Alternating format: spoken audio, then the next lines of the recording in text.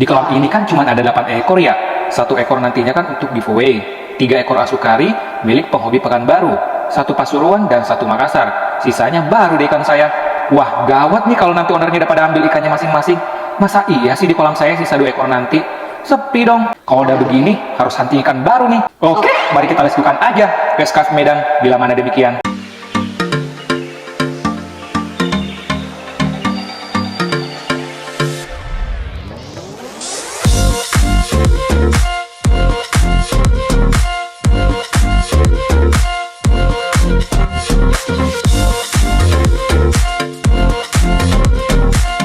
Finally kita tiba juga di markasnya SKF, makanya kita langsung aja masuk yuk.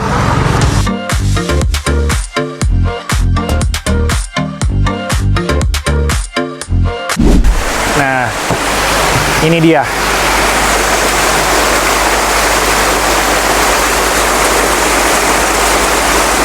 Nah, habis ini kita akan serok-serok terlebih dahulu.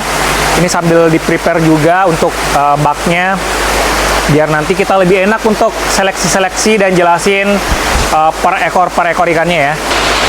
Pengen ditangkap dulu nih ikannya guys. Ini kita pakai jaring modelan pukat harimau sih sepertinya ini ya. Jadi dari sini dulu, ini setelah di bagian sisi kanan sini kosong, nanti kita akan giring semuanya ke bagian sisi kiri kolam. Nah, jadi nanti ngumpul ikannya di sini, di sisi kiri. Nah, baru nanti biar lebih gampang. Nah, ini kan metodenya kita lakukan karena kolamnya kan lumayan gede nih guys. Ini ada sekitar 30 atau 40 ton lain kolamnya. Jadi kalau misalnya mau dijaring tanpa menggunakan sistem kayak pukat harimau seperti ini sebutnya saya aja ya guys ya. Ini saya pribadi aja nyebutnya ini pukat harimau, saya nggak tahu istilahnya apaan. Yang jelas mirip-mirip pukat harimau lah sistemnya. Jadi dikumpulin dulu, nah baru deh nanti kita serok satu persatu ikannya. Gitu. Ini udah ikannya udah mulai ngumpul di tengah.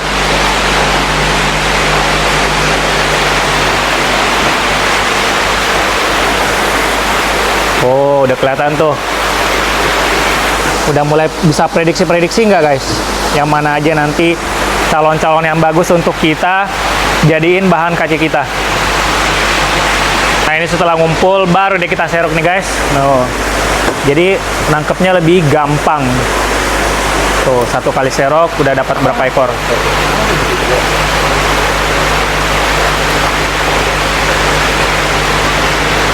Nah, gini nih. Oh. Panen kita, guys.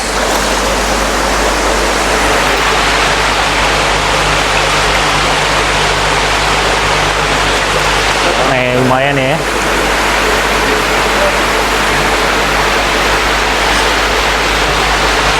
Habis itu kita angkat, langsung pindahkan ke bak.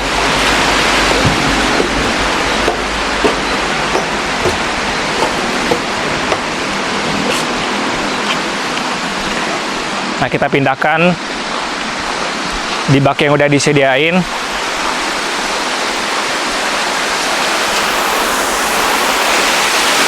Nah, ini dia.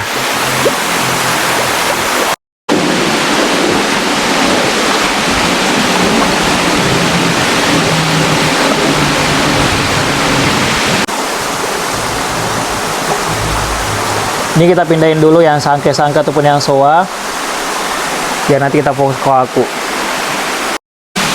Nah, ini kita semprot dulu pakai alkohol, biar bersih dulu bagian permukaannya, biar nanti enak kita review satu persatu ikan koi dari KC Kohaku Momotaro-nya. Nah, ini saatnya kita akan review satu persatu ikan koi yang ada di ikan KC Kohaku Momotaro yang ada di sini. Nah, sebelumnya saya jelasin dulu, ini kan farmnya dari Momotaro. Teman-teman mungkin udah tahu lah ya, farm Momotaro tuh salah satu farm yang ada di Jepang yang udah sangat sering memenangkan untuk kelas-kelas mayor di koi show yang ada di JKS. AJKS kan itu mungkin teman-teman udah tahu lah ya, itu ibarat koi show. Kalau kita compare dengan sepak bola, itu adalah piala dunianya kali ya untuk koi show.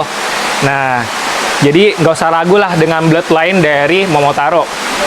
Nah, untuk memilih ini sekarang saya akan jelasin gimana caranya memilih bahan-bahan kace yang sesuai dengan keinginan kita guys ya. Nah, yang pertama kalau saya perhatikan itu adalah dari sisi body. Nah, kalau untuk body kita perhatikan mulai dari bagian kepala, kemudian bagian pundak, kemudian bagian ekor. Kepalanya seperti apa? Mas, boleh minta tolong alkoholnya dikit, alkohol. Nah, ini kita biar steril dulu guys. Maaf, terima kasih. Kita lanjut. Nah, untuk melihat seperti apa kepala, bagian kepala untuk ikan-ikan yang bakat jumbonya bagus itu, kita lihat dari shape kepalanya seperti ini nih. Kita ambil contoh. Ini.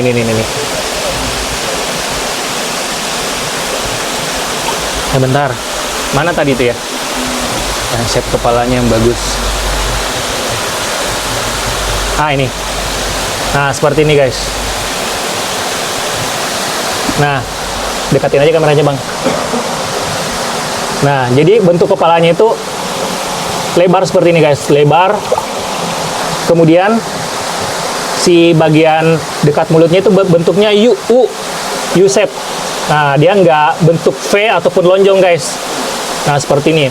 Nah, kenapa kita pilih yang modelnya seperti itu?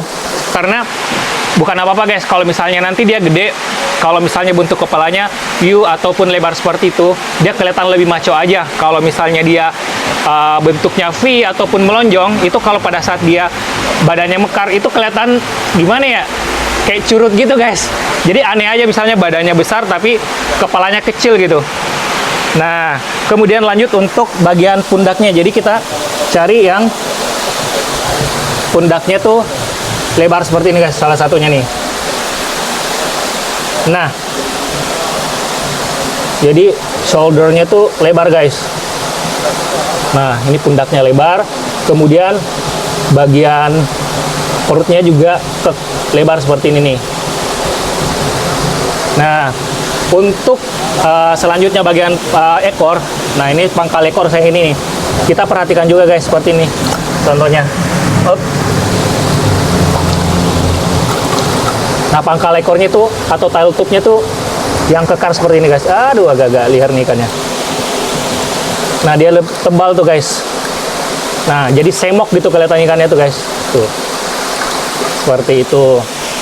Nah, selain itu dari anatomi tubuhnya yang perlu kita perhatikan juga itu adalah dari skin. Nah, cuman kalau misalnya skin ini kan rata-rata kualitas skin ini beti-beti ya guys ya, atau beda-beda tipis. Jadi kita perhatikan aja mungkin yang sasi atau kiwanya, karena kan kualitas skin ini hampir sama nih, walaupun ada yang memang benar-benar power banget sih menurut saya. Ini seperti ini yang skin yang bagus. Nah, ini nih skinnya bagus nih guys, halus gitu. Ini mirip artis Korea nih. Ini skinnya juga ini bagus nih guys. Nah, ini seperti ini nih. Nah, kelihatan nggak ya di kamera? Kelihatan nggak Bang Will? Kelihatan nggak? Nah, tuh. Ya kalau di kamera sih mungkin susah bedain ya, harus memang datang langsung. Makanya teman-teman kalau pengen kace datang langsung seperti saya ini, terbang langsung dari Jakarta ke sini, pengen ngecek langsung. Jadi nanti yang kita dapatkan bahannya itu benar-benar sesuai dengan keinginan kita gitu. Nah, karena kualitas skinnya hampir sama, yang kita perhatikan adalah sasi kiwanya. Nah, apa itu sasi kiwa? Nah, untuk saya jelasin kiwanya dulu ya. Nah, kiwa itu adalah batas warna antara warna merah dan warna putih. Nah, ini khusus kohaki kita bahas ya. Nah, jadi dia ada batas warna warnanya merah dengan putih, itu disebut kiwa. Seperti ini misalnya. Ayo. Nah, udah ini lebih gampang nih. Nah, batas warnanya itu merah sama putih, ini disebut kiwa. Atau ini lagi nih yang tenang nih. Ini merah sama putih itu, ini disebut kiwa. Nah, kiwa itu ada dua jenis guys. Ada yang jenisnya kamisori, ada yang marusome. Jadi ada dua jenis, kamisori dan marusome. Perbedaannya apa? Untuk kamisori, seperti ini guys. Kita jelasin yang kamisori terlebih dahulu. Nah ini nih, paling enak untuk tidak jelas Kamisori. Nah untuk Kamisori itu kiwanya tuh seperti ini guys. Dia melintang atau memotong bagian sisik. Nah jadi garis tegasnya tuh melintang gitu. Jadi ini misalnya nih sisik, tapi dia masih melintang. Masih melintang, warna merahnya itu melintang. Nah sedangkan Marusome itu seperti ini. Contohnya. Ah ini boleh nih Marusome ini. Bentar.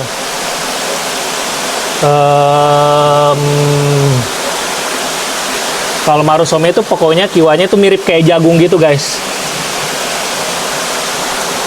Ah contoh nih yang ini seperti ini guys, Marusome. Jadi Marusome itu untuk yang beninya itu atau pemisahnya itu garis tegasnya itu dia warna merahnya full satu sisik.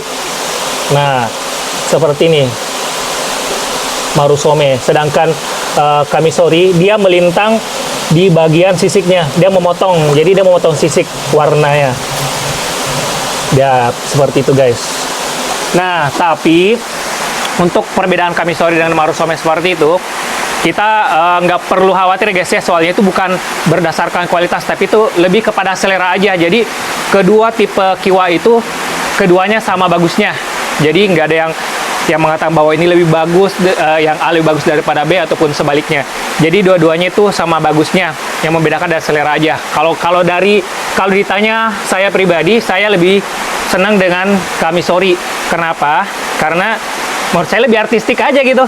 Tapi untuk Marusome juga nggak apa-apa guys, itu bagus-bagus juga. Soalnya di beberapa koisho banyak kok yang menangkan untuk yang model kiwanya itu Marusome juga banyak, nggak sedikit malah.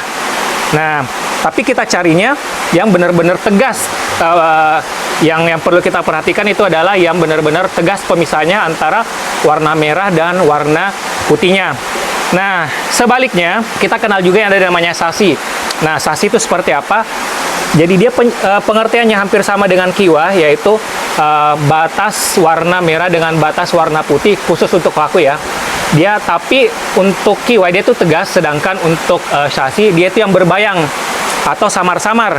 Contoh, kita ambil sampel yang ini misalnya nih. Nah, jadi batas merahnya itu samar-samar guys. Nah, seperti ini bagian depan nih. Nih. Data di kamera terlihat jelas nggak? Nampak kan? Atau kita contoh lagi sashi yang bisa terlihat itu di mana nih? Ah, ini. Seperti ini guys. Ah, goyang lagi kan. Nah, seperti ini. Atau ini nih. Tuh, bagian sini guys. Tuh.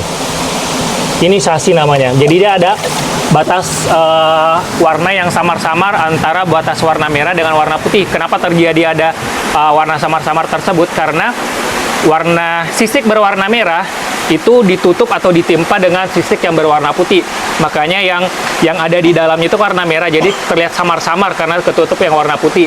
Nah, cuman beberapa wasilah atau wejangan dari beberapa para senior, katanya untuk sashi itu kita memang kan carinya yang paling minim sasinya, tapi katanya kalau untuk sashi satu sisik atau dua sisik itu masih dimaklumi.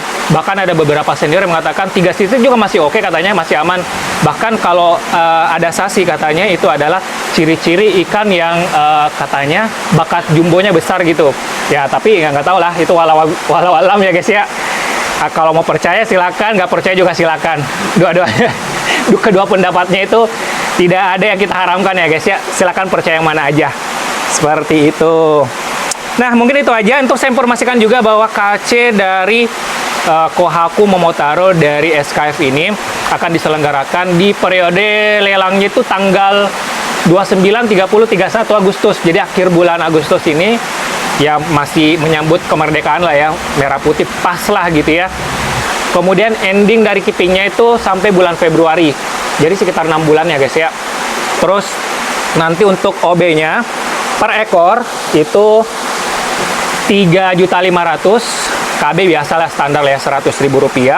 Terus untuk hadiahnya, total hadiah ini disediakan cukup banyak dari Bos SKF, 30 juta rupiah untuk dibagi untuk Grand Champion juara 1, 2, dan 3.